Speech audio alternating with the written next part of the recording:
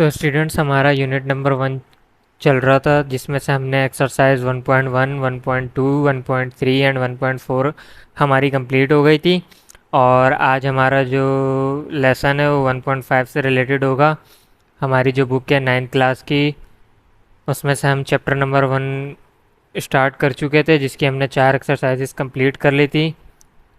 अगर आपने पुरानी वीडियोस नहीं देखी हैं तो आप जाके पहले वो वाली वीडियोस देखें, जिसके बाद आपको 1.5 का जो वर्किंग होगी वो आपको समझ आएगी। तो हम शुरू कर लेते हैं 1.5। इसमें से हम देख लेते हैं 1.5 हमारी क्या, इसमें क्या किस टाइप के प्रॉब्लम्स हैं और क्या हमें करना है। अभी तक जो हम कर रहे थे 1.4 तक, वो तकरीबन उसमें बेसिक्स थी रियल एंड इमेजनरी पार्ट्स की, रियल पार्ट की। कॉम्प्लेक्स नंबर्स हमारे अभी तक उसमें इंक्लूड नहीं थे। जो बेसिक्स थी हमारी एडिशन, मल्टीप्लिकेशन और सब्ट्रैक्शन, डिवीजन वगैरह, वो हमारी उसमें हुई थी। तो जब हम 1.5 पे आएंगे तो मतलब आ चुके हैं, जिसमें हमें इमेजनरी पार्ट भी देखने को मिलेगा। जैसे कि आपको मैं बता दूं, जैसे कि ये जो आई है, ये आई वाली वैल्यूज़ जो है ना, ये हमारे पास इमेजनरी वैल्यूज़ हैं और इसके हमने सम करने हैं। आज हमारी होगी 1.5, जिसमें हम ये सारे सवाल कर लेंगे और उसके बाद हमारी फिर 1.6 रह जाएगी, जिसको हम कंप्लीट करके कल के दिन हमारी ये चैप्टर कंप्लीट हो जाएगा, जिसके बाद हम मूव ऑन करेंगे नेक्स्ट चैप्टर पे। तो हम ये देख लेते हैं इसमें हमें क्या बोला हुआ है। Right the following complex numbers in the form of a plus iota b for the given ordered pairs. तो इन्होंने हमें सिंपल फॉर्म में दिया हुआ है, रियल नंबर्स की फॉर्म में, लेकिन इन्होंने हमें बोला है कि आपने इसको इंडिकेट कराना है इस फॉर्म में, जो कि आपको ये दी हुई है a प्लस आयोटा b की फॉर्म में, इसको आपने इंडिकेट कराना है। तो हम देख लेते हैं कि किस तरह करेंगे।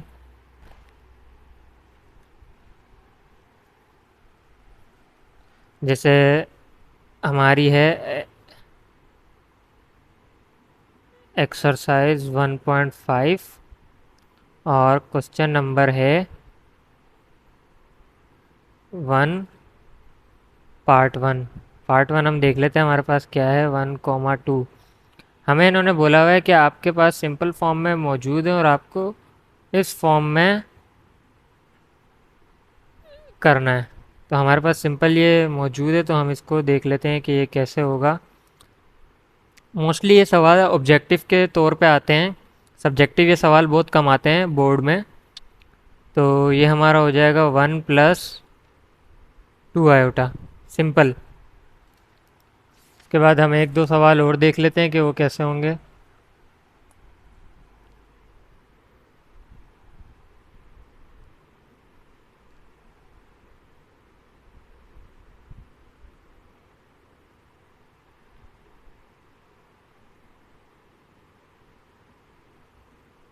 Simple, easy. एक क्वेश्चन और देख लेते हैं, बाकी जो होंगे वो आप अपने तौर पे कीजिएगा। मेन मसला है कि आपको ये समझ आ जाए। अगर आपको ये समझ आ गया इसकी रिप्रेजेंटेशन कैसे करनी है, real to imaginary, imaginary to real, तो आपको आसानी हो जाएगी।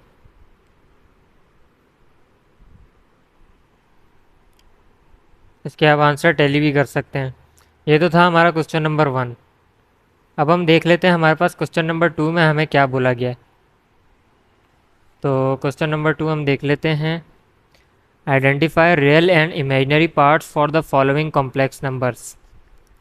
तो ये हमारे पास इसमें ये दिए हुए हैं कॉम्प्लेक्स नंबर्स की फॉर्म में। इसमें से हमें रियल पार्ट बताना है और इमेजनरी पार्ट बताना है कि रियल पार्ट हमारे पास कौन सा है और इमेजनरी पार्ट हमारे पास कौन सा है। तो ये भी बिल्कुल सिंपल है।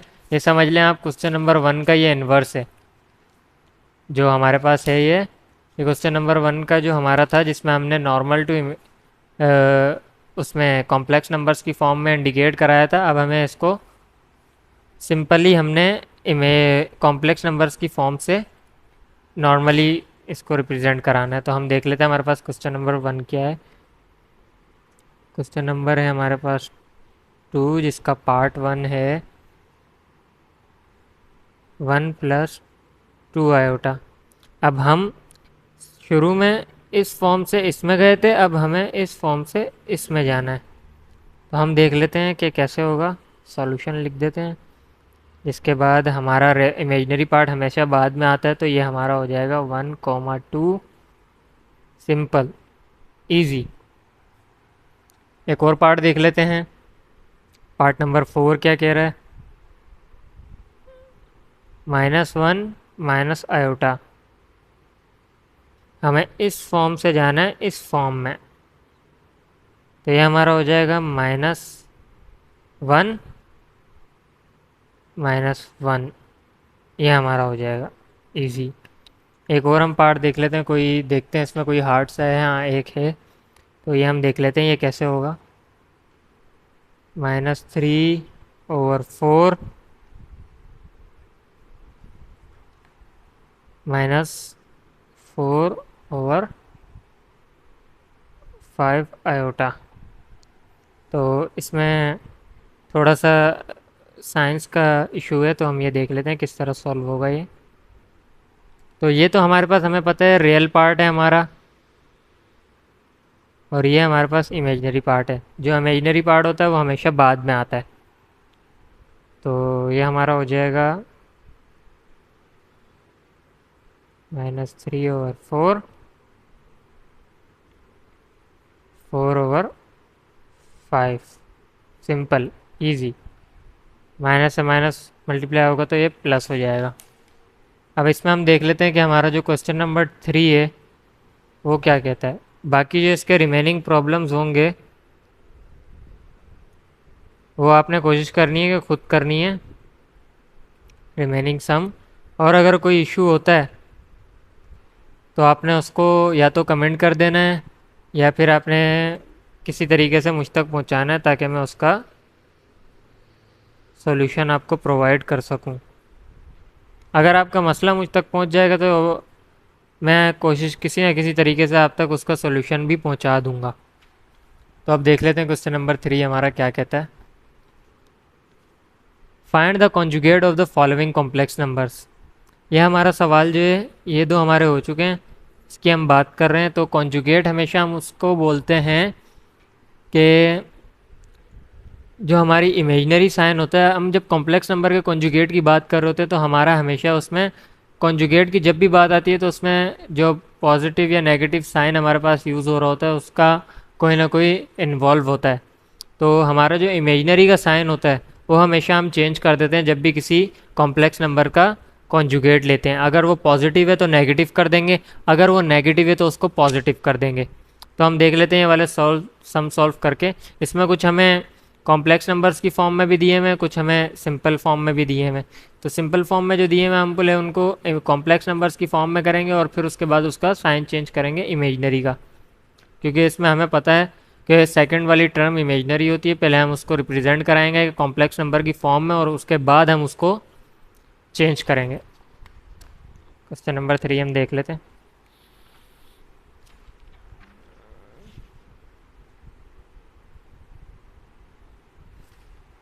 क्वेश्चन नंबर 3,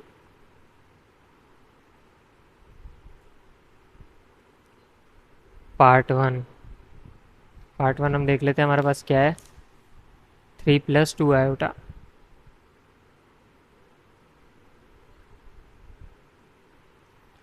तो मैंने आपको बताया कि जब भी कॉन्जुगेट लेते हैं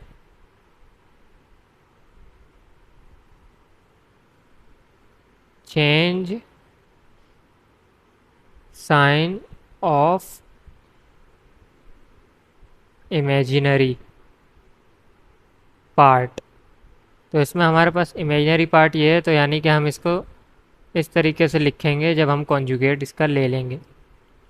सिंपल। इसके बाद हम एक और क्वेश्चन देख लेते हैं कि हमारे पास क्या है।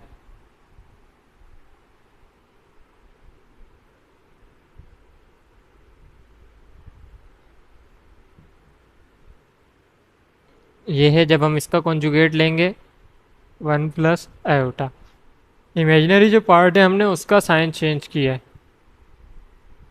ये तो थी इसकी बेसिक, इस एक्सरसाइज की। अब हम बढ़ते हैं कि इसके थोड़े कॉम्प्लेक्स प्रॉब्लम्स की तरफ, जो कि क्वेश्चन नंबर 4 और 5 में हमें बताए हुए हैं। क्वेश्चन नंबर 4 हम देख लेते हैं क्या है हमारे पास। Verify that z bar double bar is equal to z for the following complex numbers. इसमें जब भी हम कॉम्प्लेक्स नंबर्स की बात करते हैं तो उनकी जो रिप्रेजेंटेशन होती है वो हमेशा होती है z से। कोई भी आपको कॉम्प्लेक्स नंबर दिया हुआ होगा उसको हम z से रिप्रेजेंट कराएंगे। और हमें जो सवाल में पूछा हुआ है क्वेश्चन नंबर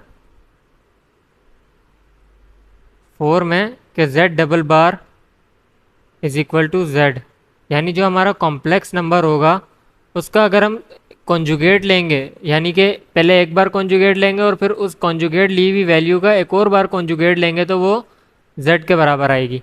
तो हमें ये प्रूफ करना है प्रॉब्लम्स के ज़रिए। तो हम देख लेते हैं हमारे पास पार्ट 1 क्या है, उसके हिसाब से हम इसको प्रूफ करके दिखाते हैं। तो हमारे पास जो है z की वैल्यू दी हुई है इन्होंने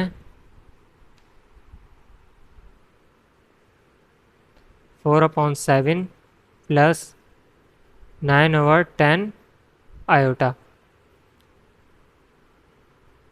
तो हमें जो प्रूफ कराना है वो हम लिख लेते हैं z double bar is equal to z। तो जब हम इसको कॉन्जुगेट लेंगे, conjugate taking conjugate on both side, जब इस साइड पे कॉन्जुगेट लेंगे तो ये सिंगल बार हो जाएगा और हमारी जो इमेजिनरी साइड की वैल्यू होगी उसका साइन चेंज हो जाएगा, यानी कि हम इसको इस तरीके से लिख देंगे।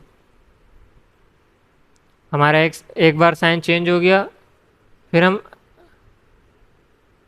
Again conjugate on both side. तो z बार तो हमने लिया हुआ था, हम एक और बार उसका बार लेंगे तो हमारा जो फिर से इमेजिनरी साइड की साइन होगी वो हमारा चेंज हो जाएगा। तो ये माइनस था तो प्लस हो गया, और इस तरह हमने देखा कि हमारी जो वैल्यू है z डबल बार वाली वो z के इक्वल आ रही है। तो हम यहाँ लिख देंगे कमिटमेंट अपनी हैंस प्रूव्ड। ये था सिंपल इस कॉम्प्लेक्सिटी का निचोड़। तो हम एक सवाल और कर लेते हैं, उसके बाद बाकी की आप कोशिश कीजिएगा कि आप खुद करें। हम ले लेते हैं इसका last part, question number 6। 4x plus 3y iota z is equal to 4x plus 3y iota.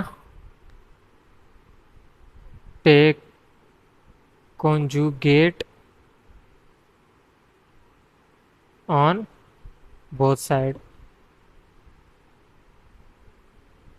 हम साइन चेंज कर देंगे इमेजिनरी साइड का, तो हमारे पास ये वैल्यू हो जाएगी। फिर हम लिखेंगे again conjugate on both side z double bar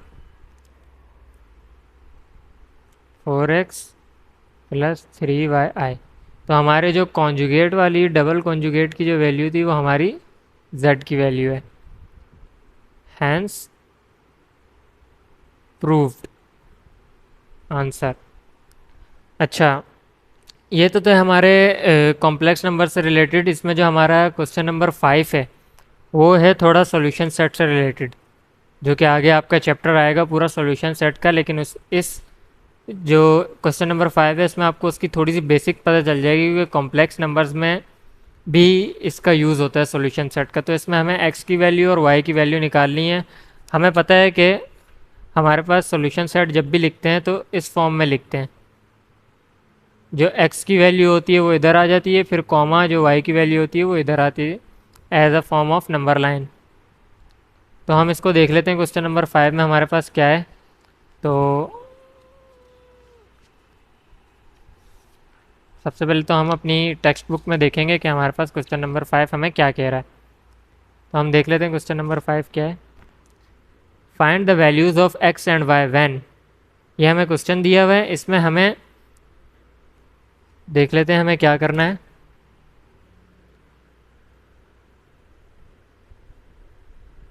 question number 5 part 1।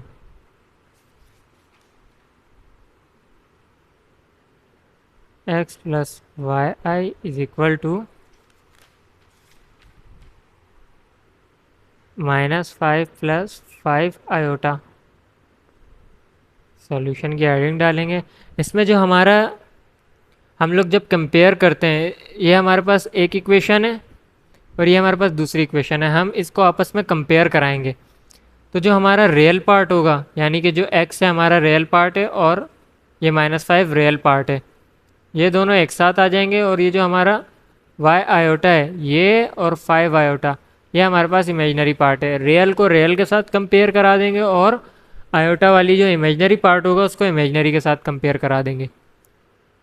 तो हम इसको देख लेते हैं कि कैसे कंपेयर होगा। -5 प्लस 5 आयोटा,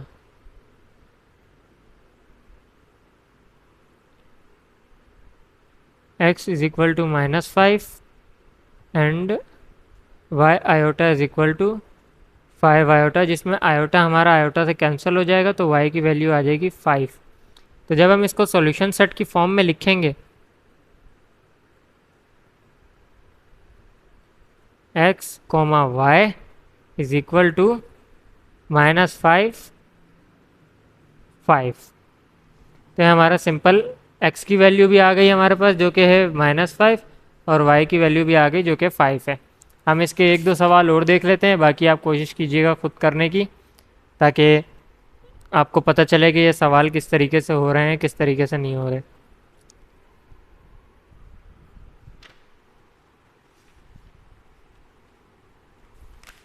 हम देख लेते हैं हमारे पास एक नेक्स्ट क्वेश्चन क्या है।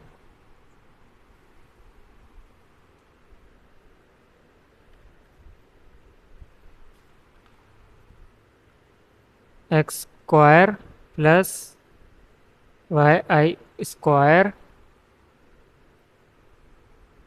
16/9 प्लस 9/25 आयोटा। तो जैसे कि हमने ऊपर वाले सवाल में किया था, रियल पार्ट को अलग कर लिया था और इमेजनरी पार्ट को अलग कर लिया था, तो इसमें भी हम सिंपल वही करेंगे, रियल को अलग कर लेंगे और इमेजनरी को एक साइड पे कर लेंगे। तो इसमें हम देख लेते हैं हमारे पास रियल पार्ट कौन सा है। X square is equal to 16/9, जिसकी सिंप्लीफाइड फॉर्म हो जाएगी। अब हमें x की वैल्यू पूछिए, लेकिन यहाँ पे स्क्वायर भी है, तो हम इस स्क्वायर को ख़त्म करने के लिए taking square root on both side, square root हम ले लेंगे बोथ साइड पे। X square is equal to 16/9, जिसका आंसर हमारे पास बन जाएगा x इज इक्वल टू 4/3। तो ये हमारे पास आ जाएगी x की वैल्यू। इसी तरह अगर हम इमेजनरी पार्ट को कंपेयर कराएंगे तो IY square is equal to 9/25 iota, iota से आयोटा कैंसिल हो जाएगा, ये हमारे पास बचेगा y स्क्वायर ओवर 9/25। इसी तरह इधर भी हम square root on both side, तो हमारे पास ये वैल्यू हमारी ये बन जाएगी y स्क्वायर अंडर रूट 9/25, जिसका आंसर हमारे पास बनेगा 3/5।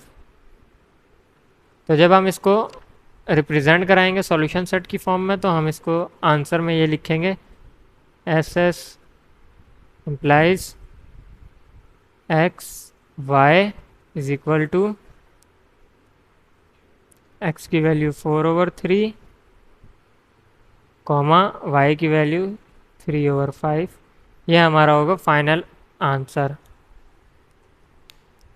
अगर आपको ये एक्सरसाइज समझनी है तो इससे प्रीवियस वीडियोस जो हमारी रिसेंट वीडियोस है वो आपको लाजमी देखनी पड़ेंगी। अगर आप वो नहीं देखते डायरेक्ट इस वीडियो पे आते हैं तो यकीनन आपको कुछ समझ नहीं आएगा। और अगर आप ने पहले से ये सिर्फ रिवीजन के लिए आप देख रहे हैं तो ये वीडियो आपके लिए बेस्ट होगी। तो इसको वीडियो को ज़्यादा से ज़्यादा शेयर करें। उम्मीद करता हूँ आपको वीडियो पसंद आई होगी। Thank you.